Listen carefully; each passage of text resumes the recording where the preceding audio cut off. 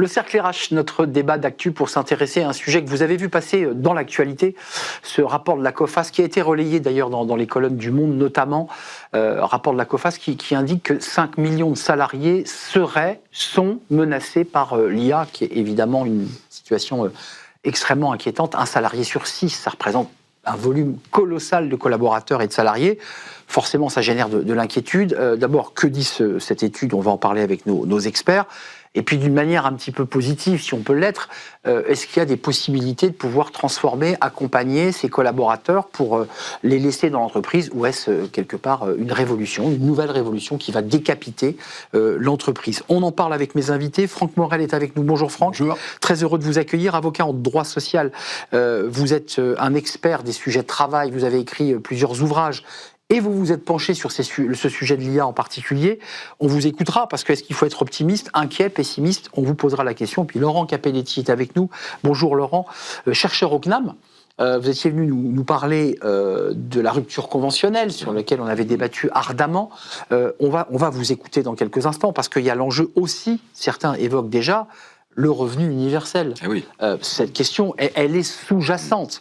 5 millions de salariés touchés, c'est compliqué. Et puis nous sommes avec quelqu'un dont le nom est évocateur, parce qu'on voulait quelqu'un qui soit enthousiaste. Parce que ce rapport de la COFAS, quand il nous tombe sur la tête, Étienne Lecoeur est avec nous. Bonjour Étienne. Bonjour messieurs, ravi d'être parmi vous aujourd'hui. Merci Étienne d'être avec nous et d'avoir pris le temps de vous dégager un petit peu de temps. Vous êtes le cofondateur de Les Enthousiastes et vous allez dans les entreprises, vous allez aussi expliquer, rassurer, faire de la pédagogie. Tiens, je commence par vous. Vous appelez les enthousiastes quand vous avez ouvert Le Monde et que vous avez vu cet article du Monde sur la COFAS qui parle de 5 millions d'emplois menacés en France d'ici 2 à 5 ans. Vous qui portez l'enthousiasme autour de l'IA, qu'est-ce que vous vous êtes dit ? Alors, on porte l'enthousiasme, enfin, on traduit l'enthousiasme ou la crainte de celles et ceux qui veulent bien témoigner dans le cadre de nos études. C'est plutôt ça la réalité, plutôt que de se positionner comme le fer de lance de l'enthousiasme. Non, nous, juste pour rappeler à vos téléspectateurs et à vos invités sur le plateau, chaque année, on mène donc depuis 2 ans, cette année, une étude qui s'appelle Trends of AI qui observe quel est le niveau d'adoption des outils et des technologies IA dans 8 verticales métiers structurants d'entreprise. Donc c'est une étude nationale qui vraiment propose une clé de lecture très pragmatique et opérationnelle. Et donc on n'est pas là pour se voiler la face ou essayer de créer des discours. J'ai écouté avec beaucoup d'intérêt Monsieur Crouzet, votre précédent intervenant, qui parlait de l'étude Initiative France, et ça me faisait penser qu'il y avait des similitudes. Lui parlait d'optimisme des déclarants, qui étaient plutôt des représentants, enfin des salariés de petites structures. Nous, on n'observe pas un enthousiasme transcendantal des 350 déclarants de notre étude, qui sont pour la plupart des cadres dirigeants, des membres de COMEX d'entreprises de type ETI ou grand compte. C'est là qu'on se positionne sur le terrain de notre étude. C'est pas un enthousiasme. Il y a une donnée que je voulais vous partager juste pour lancer les débats, parce que je trouve qu'elle est peut-être intéressante pour nos auditeurs et les experts sur le plateau.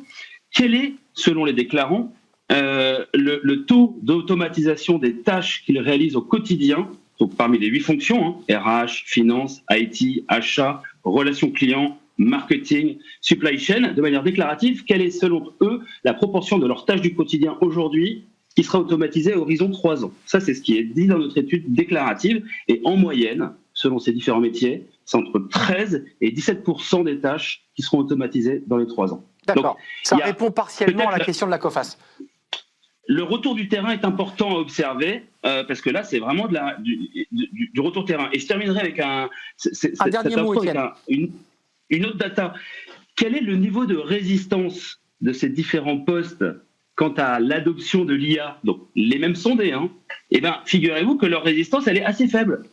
On va être à 10% de résistance dans les métiers du marketing, beaucoup plus importante dans les métiers de l'IT, par exemple, où on est plutôt à hauteur de 30%. Donc voilà, pour lancer puisque vous me passez la parole, cher Arnaud, je voulais mettre ces données-là sur la table pour cette conversation. Franck Morel, on a une étude des enthousiastes qui dit d'ailleurs qu'ils ne sont pas toujours enthousiastes, mais aussi clairvoyants, pour tordre le cou. Quand vous avez vu cette étude de la COFAS, vous vous êtes penché dessus, vous vous êtes dit, c'est la marche de l'histoire, c'est la marche logique. On voit des entreprises américaines qui, de manière radicale, disent nous, on va couper 50% de nos effectifs parce qu'il n'y a pas d'issue. On est dans une marche de l'histoire, comme la révolution industrielle a fait basculer l'école bleue. On est dans une révolution qui fera basculer l'école blanc. Oui, mais. Pourquoi oui, mais et je pense qu'il faut garder la tête froide. L'étude de la COFAS n'est pas la première sur le sujet. Il y a eu plusieurs études sur l'impact de l'intelligence artificielle sur l'emploi. Oui. Et la réalité, c'est que je crois qu'il faut garder beaucoup d'humilité par rapport à une situation pour laquelle l'exercice de prévision paraît compliqué. Donc moi, j'ai envie d'adopter une posture qui est une posture empreinte de ce que j'appellerais le pari de Pascal. On a deux possibilités. Soit on se met tous à pleurer en disant c'est affreux, l'IA va tuer X emplois, et puis on regarde les trains passer. C'est ce que nous dit la COFAS. Et on subit. Soit on considère qu'il y a beaucoup de choses positives à en tirer en termes de gains de productivité, en termes de modification des emplois, parce qu'effectivement, il faut faire la part des choses entre les emplois qui vont être détruits et ceux qui vont être impactés, modifiés dans leur contenu. On parlait... L'emploi restera, mais il y a un bloc qui disparaît. Exactement. Tout à l'heure, le monsieur qui s'exprimait juste avant parlait de tâches, parlait de tâches, évoquait un pourcentage de tâches substituables par l'IA. Et donc des tâches, c'est un contenu d'emploi, c'est pas la totalité d'emploi. Alors il faut évidemment pas mésestimer l'impact sur l'emploi, mais il faut aussi, je pense, garder la tête froide et puis se mettre en mode plan d'action. Mode plan d'action avec un certain nombre de points de repère. C'est quoi les points de repère ? 1, réactivité. On voit bien que ça va très vite et que donc les organisations doivent réagir extrêmement rapidement en mobilisant formation, c'est-à-dire être capable d'apprendre à l'utilisation de l'IA, d'apprendre... L'Oréal, qui apprend le prompt à tous les salariés. Par exemple, le prompt, mais aussi l'utilisation, effectivement, dans les jobs et l'organisation du travail des différents emplois, de formation. Effectivement, ça veut dire qu'on va devoir, comme dans d'autres révolutions industrielles, mobiliser la formation.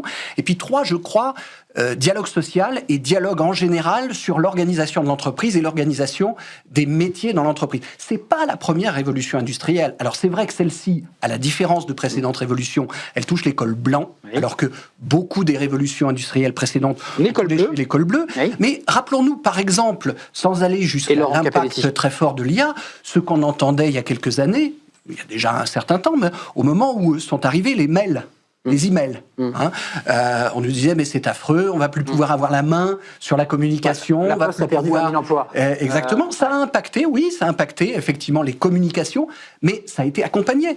Ça a été organisé, et je dirais le seul choix qu'on a devant nous, si on veut positiver pour tout le monde, c'est de se préparer et d'accompagner ça le mieux possible. Donc on garde la tête froide, nous dit l'expert Franck Morel, on se prépare, on se met en mode bataille. Moi je vois les activités juridiques, les éditions, les programmes et conseils, les conseils, donc ce sont les boîtes de conseils, les services d'information, les programmations et les diffusions, l'assurance, les services financiers, la télécommunication, les administrations publiques et la défense. Bon, et on termine pareil à 24% toujours dans cette étude, activités auxiliaires des services financiers et d'assurance, tout cela sont impactés. Vous, Laurent Capelletti, qui avez un regard de chercheur, on garde la tête froide, on se met en mode bataille, on commence déjà à anticiper que sur les 5 millions de salariés impactés, on va en avoir à 2,5 millions à gérer, comme un stock de salariés dont on va avoir une difficulté de reconversion. Alors en gros, il faut, je crois que si on résumait, il faut manager tout ça. Voilà. À partir du moment où c'est bien managé, il suffit de regarder l'histoire. Alors là, on dit oui, mais par rapport à l'informatique, ça va impacter les professions intellectuelles. Mais quand l'informatique est arrivée, ça a impacté les professions intellectuelles. C'est quoi ça? C'est pas nouveau. C'est vrai. Aristote, quand on a inventé l'écriture, vous voyez, Aristote. C'était un grand intellectuel. Et en fait, il s'est révolté en disant mais ça va faire disparaître les philosophes parce qu'il y avait une tradition d'oralité. D'oralité et non pas d'écrit. Est-ce que les philosophes ont disparu? Pas du tout. En fait, ils ont procédé différemment. Donc là, on est exactement dans le vieux débat de l'interaction homme-machine. Voilà. Et l'interaction homme-machine, ça montre quoi? Ça montre que, comme Solow, le grand chercheur prix Nobel, le paradoxe de Solow, l'avait écrit dans les années 70-80, il disait, mais je comprends pas. Avec l'informatique, on me promettait des gains de productivité gigantesques, mais je les vois pas dans les statistiques. Où sont-ils? Voilà. Avec l'IA, ça va être exactement la même chose. On fait un papier l'an dernier dans Les Échos avec mon collègue Nicolas Berland de Paris-Dauphine, sur le fait que la digitalisation était empêtrée dans le taylorisme. C'est-à-dire que si on fait mal la digitalisation, bien sûr. si on fait mal l'IAisation, c'est-à-dire si on le fait de façon taylorienne, en séparant, en séquençant, en isolant, ça va créer des coûts cachés bien plus supérieurs aux gains de productivité. Ouais, il faut de l'efficacité par ailleurs sur ce sujet, parce que exactement. Sinon c'est un bazar sans nom. Deuxième exemple, quels sont les pays où le chômage est le plus bas? C'est les pays les plus robotisés et IAisés. Voilà, Japon, États-Unis, Corée, Allemagne. Pourquoi? Pays vieillissants par ailleurs. Parce que, alors après, vous avez parfaitement raison, ça pose la question du management de la transition. Effectivement, à partir du moment où on va supprimer une tâche, la grande question c'est est-ce que l'accompagnement des carrières, on la remplace par quoi? Juste quand même, Axel Arquier, qui est co-autrice, la COFAS le fait avec l'OEM. L'OEM, c'est l'Observatoire des emplois menacés. Elle n'y va pas avec le dos de la cuillère, elle dit c'est une catastrophe sociale causée par l'IA, elle fait partie des scénarios possibles. Et je rajoute le mot social. Je termine ça sur les enquêtes COFAS de ce type-là. Comme sur les enquêtes, au contraire, très dithyrambiques, elles sont en statique, en fait. Et c'est ça qui ne va pas, si je puis me permettre de critiquer mes collègues.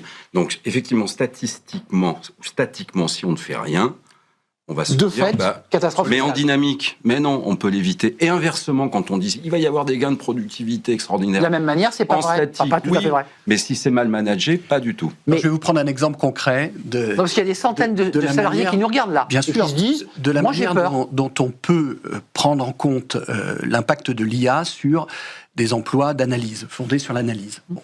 Les emplois fondés sur l'analyse, notamment dans les métiers juridiques, par exemple, ça va plus vite l'IA. L'IA va permettre sans doute de gagner du temps sur les tâches de premier niveau.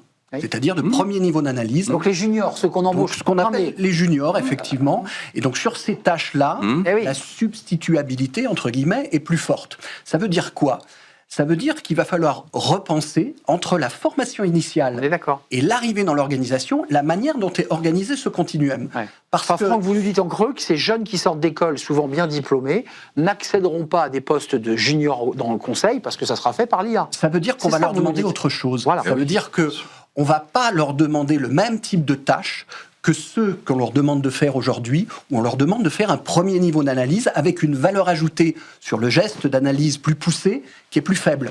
Et donc, il va falloir monter en compétences, et c'est aussi un niveau d'exigence qui est plus fort. Et donc, c'est un challenge pour tout le monde, et ça peut être positif pour tout le monde, dans la manière dont on l'aborde, effectivement. Ça veut dire qu'il va falloir monter en compétences sur le niveau d'analyse, et sur le petit plus, si vous me permettez l'expression, que la personne humaine peut apporter par rapport à une analyse faite par l'intelligence artificielle. Moustapha, donc ça peut avoir des effets quantitatifs, bien sûr, dans un premier temps, parce que on avait 10 juniors, on n'en a plus que 8 ou 7, ou 5, effectivement, mais en même temps, et comme vous l'avez dit, il faut raisonner en dynamique, parce que si parallèlement, on accompagne le mouvement dans la formation avant d'arriver et dans l'organisation interne. Parce que dans l'organisation, on va intégrer dans l'organisation. Ça échappe à l'entreprise, Franck Morel, ça échappe à l'entreprise. C'est-à-dire que le modèle éducatif doit aussi repenser la manière dont il fait rentrer ses étudiants. Ça interpelle toute une série d'acteurs, effectivement. Ça interpelle l'entreprise pour l'organisation interne, mais ça interpelle aussi les pouvoirs publics, effectivement, pour ce que j'appelle d'une certaine manière la GPEC de la nation. Exactement. C'est-à-dire organiser la gestion prévisionnelle de l'ensemble des étudiants de la nation avec la formation initiale et avec la formation continue. Débat passionnant, le temps presse, j'en suis absolument désolé. Moustapha Souleiman, patron de Microsoft AI, dit que la plupart, sinon toutes les tâches pourront être remplacées par l'IA. Alors j'évoquais tout à l'heure le début de ceux qui vendent de l'IA et qui nous expliquent évidemment qu'il n'y a plus d'autre issue. Vous nous dites qu'il faut faire de la gestion, faire du management, mais il y a un caractère inéluctable quand même à cet outil, ou est-ce qu'on joue à se faire peur? Est-ce qu'on est en train de survendre l'outil? Chacun défend son fonds de commerce. Alors, il y a le fonds de commerce de l'IA magique, il y a le fonds de commerce de l'IA dépressif. Voilà. En réalité, l'interaction homme-machine, en interne, c'est managé, mais il y a toujours une externalité, c'est-à-dire que l'analyse en fait de l'avocat, il aura fait plus vite grâce à l'IA.